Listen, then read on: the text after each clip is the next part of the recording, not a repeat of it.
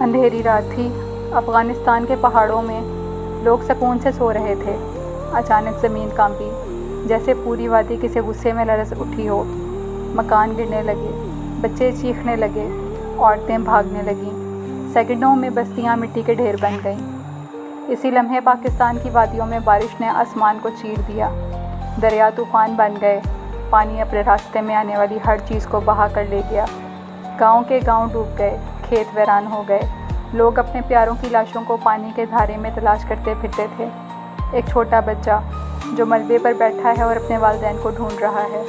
اس کی آنکھوں میں خوف ہے، تنہائی ہے اور سوال ہے کہ انسان اتنا کمزور کیوں ہے؟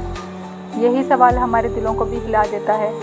زندگی کا غرور، مال کی چمک، طاقت کی شیخی، سب ایک لمحے کی زمین لرزش اور پانی کے طوفان کے سامنے ریزہ ریزہ ہو جاتی ہے۔ یہی وقت ہے کہ ہمیں یاد آئے رسول اللہ صلی اللہ علیہ وآلہ وسلم کا فرمان۔ مومنوں کی آپس کی محبت، رحم دلی اور ایک دوسرے کے ساتھ شفقت کی مثال ایک جسم کی طرح ہے۔